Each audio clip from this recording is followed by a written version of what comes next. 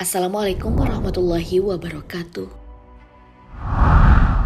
Sahabat beriman, pernikahan yang umum kita ketahui adalah hubungan antara perempuan dan laki-laki yang membina rumah tangga. Pernikahan menjadi suatu jalan menghasilkan keturunan. Namun pernikahan yang kita bayangkan sekarang jauh berbeda dengan bentuk pernikahan sebelum datangnya Islam. Pernikahan ini disebut dengan pernikahan jahiliyah. Pernikahan yang teramat keji karena tidak menghargai martabat perempuan. Lantas, seperti apa pernikahan di awal zaman manusia menempati bumi? Benarkah ada pernikahan paling keji di zaman jahiliyah? Bagaimana Islam mengubah bentuk pernikahan jahiliyah? Tonton video ini hingga akhir agar tidak sesat. Pada masa awal peradaban manusia, jumlah manusia masih sedikit. Maka model pernikahan dilakukan dengan saudara kandung. Pernikahan dengan saudara kandung ini dilakukan oleh anak-anak Nabi Adam dan Hawa. Adam dan Hawa mengatur sedemikian rupa proses pernikahan antara anaknya. Tujuannya adalah untuk menghasilkan keturunan yang lebih banyak lagi.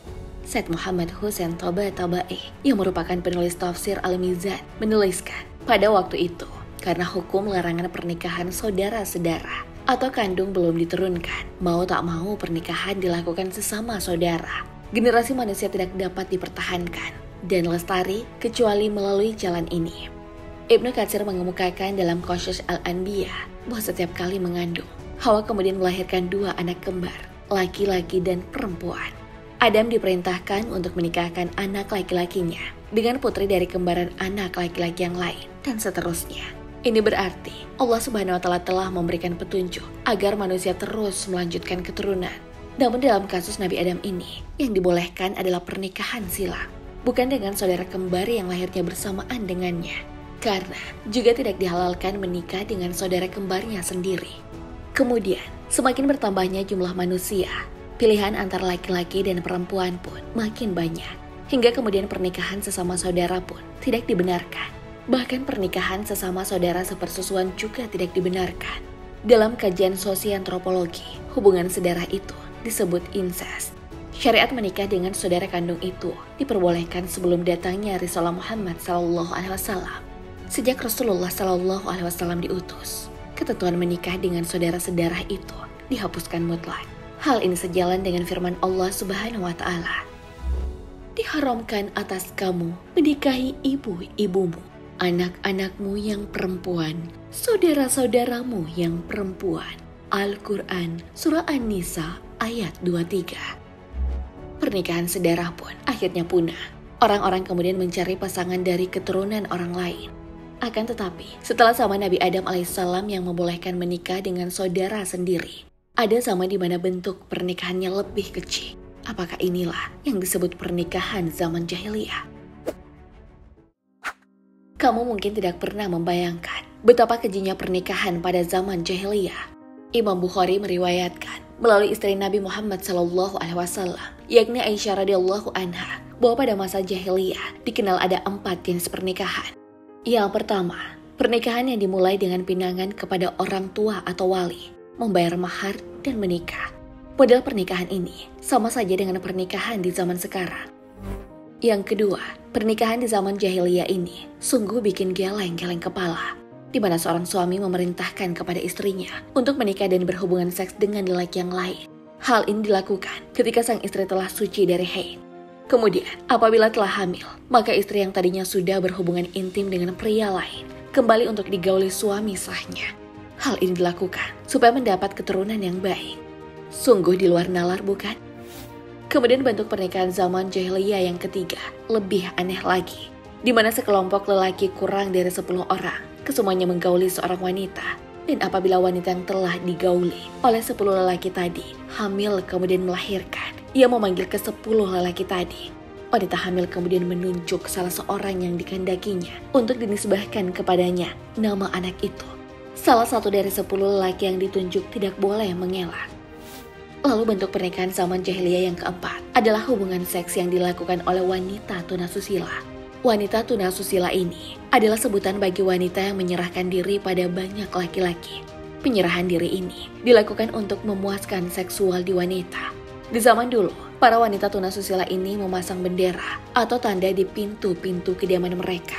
Bendera itu sebagai pertanda bahwa dirinya bersedia berhubungan seks kepada siapa saja lelaki yang mendatanginya. Jenis pernikahan di zaman jahiliyah ini tidak mengangkat martabat seorang wanita. Dari bentuk pernikahan hingga hubungan seks yang dilakukan, wanita seperti tak punya harga diri. Entahkah itu pasrah menyerahkan diri atau ikut perintah suami untuk berhubungan seks dengan pria lain. Lalu, sampai kapan pernikahan keji ini berlangsung?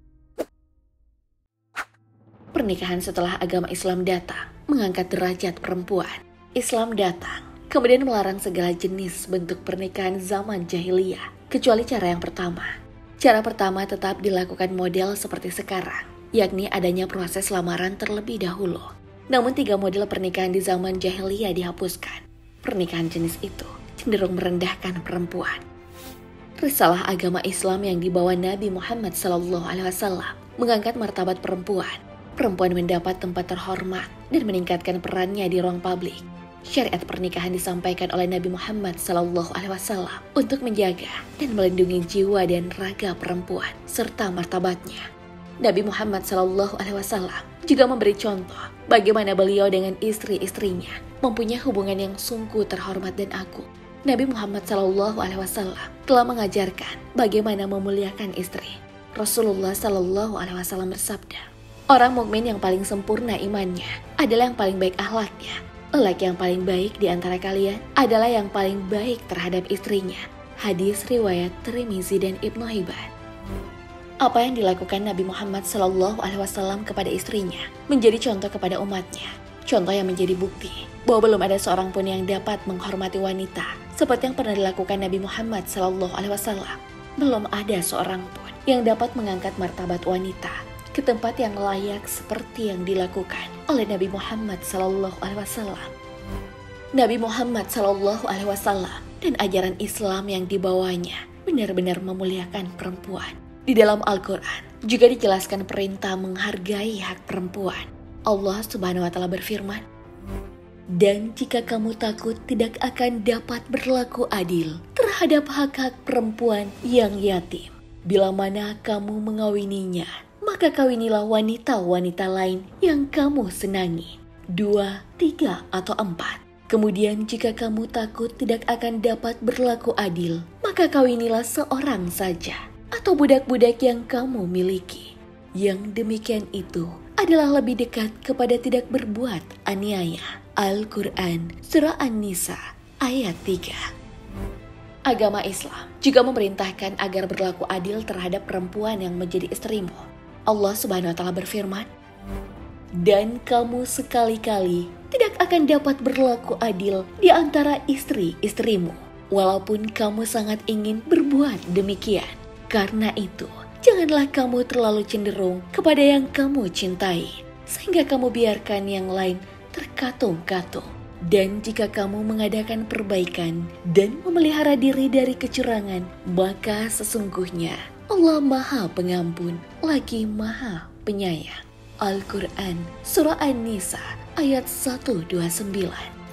Ayat-ayat ini turun pada akhir-akhir tahun ke-8 Hijriah, tahun setelah Nabi Muhammad SAW menikah dengan semua istrinya. Maksudnya, untuk membatasi jumlah istri itu sampai 4 orang. Sementara sebelum turun ayat tersebut, pembatasan tidak ada. Ini juga telah menggugurkan perkataan sebagian orang bahwa Rasulullah membolehkan untuk dirinya sendiri dan melarang untuk orang lain.